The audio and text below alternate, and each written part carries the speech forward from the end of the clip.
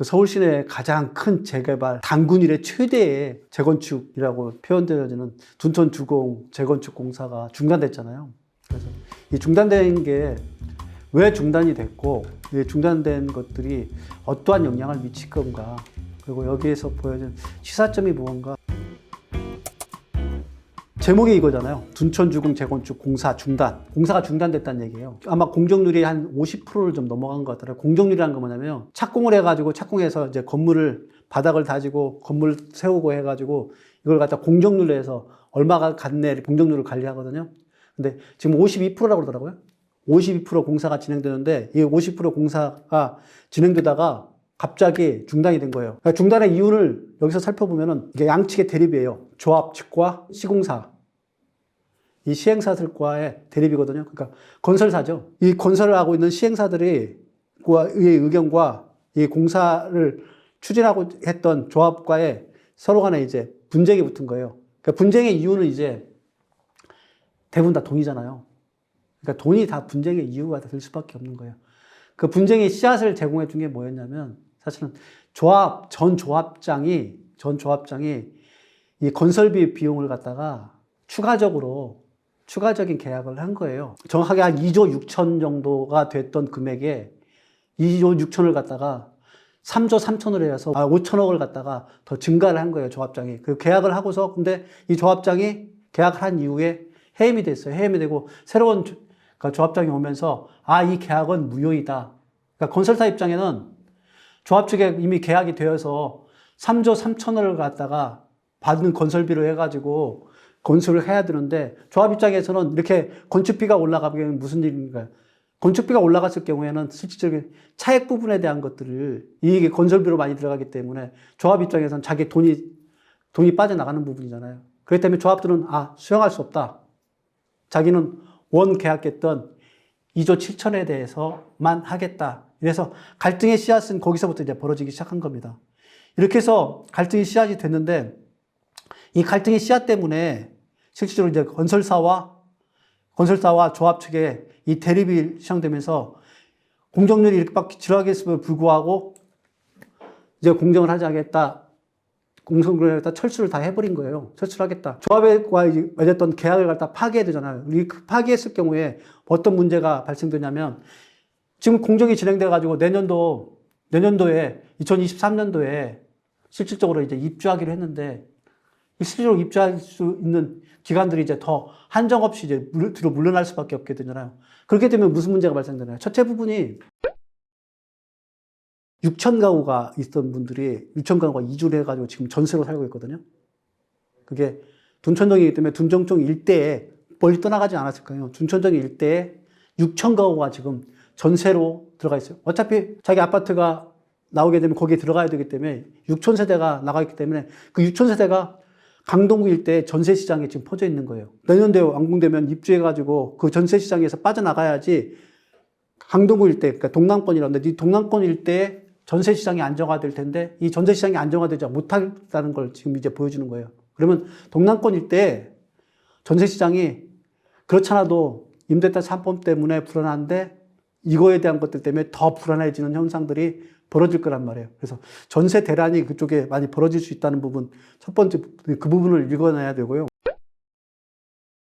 분양가 상한제라는 것 때문에 분양가 상한제 그래서 평당 기본적으로 예측했던 거지 한 3천만 원 정도? 평당 3천만 원 정도인데 조합원 중에 집값이 시세가 많이 올라갔잖아요. 집값이 올라가기 때문에 분양가가 3,500만 원까지 올라가야지 실제로 조합 입장에서는 그만한 이익이 남는 거잖아요. 그래서 분양가를 갖다가 올리고 싶은 거예요. 올리고 싶기 때문에 그 마음이 생기는 거예요. 그래서 기본적인 부분은 갈등의 씨앗은 뭐냐면 분양가예요. 분양가 상한제 부분들이 막혔기 때문에 3천에서 적어도 3천에서 3,500까지 올라갈 수 있는 지금 현재 집값의 시세, 주변의 시세인데 상한제에 막혔기 때문에 그 부분에 대한 것들 갈등 때문에 서로 간에 가지고 있는 그 안에 있는 그 분양가 상한제 내에 있는 금액을 가지고서 서로 간에 나누려는 그런 갈등인 거예요. 이런 갈등들에 의해서 벌어진 겁니다. 그 분양가 상한제 내에 숨어 있는 이 갈등들의 의미가 어떤 의미인가? 그건 평당 분양가가 얼마인 거에 의해서 그에 나올 수 있는 이익을 갖다 서로 나누는 작업들이거든요. 이 부분에 대한 것들을 이해하는 게 두 번째 부분이고요. 지금 이 기사가 나왔는데 오늘 아침 기사에 보면 대부분 기사 중에 보면 물가와 연결되면서 뭔 얘기가 나면 건축 자재값이 급격하게 올라갔다. 이런 얘기들이 기사들이 아마 나왔을 거예요. 그래서 사실은 건설사 입장에서도 건축 자재값이 너무 올라가가지고 이 건설 비용을 갖다 올려주지 않으면 진행할 수 없는지 목까지 찬 거예요. 그렇기 때문에 조합원의 집값이 올라가기 때문에 시세에 맞춰가지고 그 분양가를 갖다 올려서 실질적인 공사 비용에 대한 것들을 주고도 나머지 부분에 이익을 갖다 취할 수 있게 만들겠다는 조합원들의 그 마음도 충분히 이해되는 마음이고, 건설사 입장에서 짓는데 건축 자재들이 비싸게 올라가기 때문에 자기의 실질적인 이윤의 이 부분들이 너무 적어지기 때문에 이걸 양보할 수 있는 부분, 이 두 부분들이 첨예하게 될 수밖에 없다는 부분들이 충분하게 이해가 되는 거예요.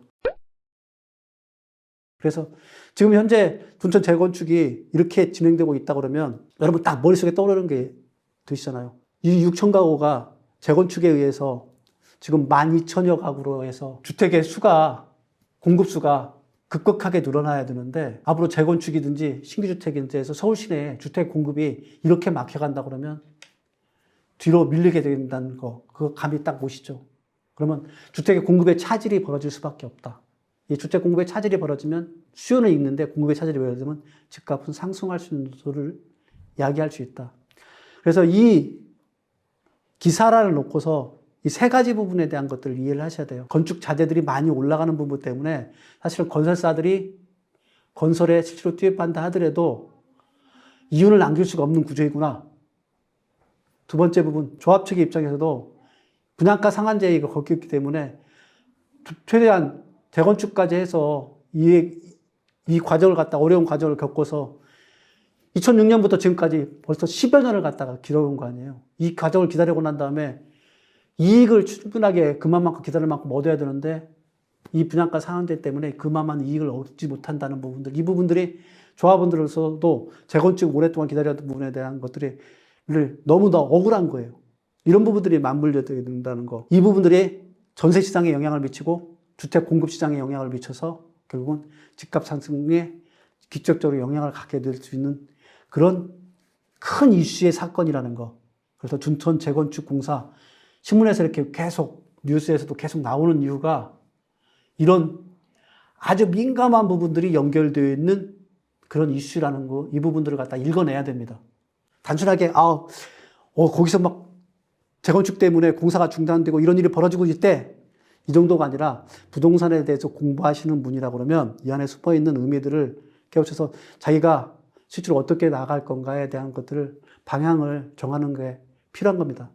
저는 사실은 강동구 내에 재건축 아파트가 세 채가 있잖아요. 그렇기 때문에 이 둔촌 재건축 이 부분들이 영향이 저한테 이제 어떻게 영향을 미칠 건가에 대한 것들을 예의주시하기 때문에 이 부분에 대한 것, 그 안에 숨어 있는 인연까지 좀 볼 수 있는 그런 생각을 했습니다.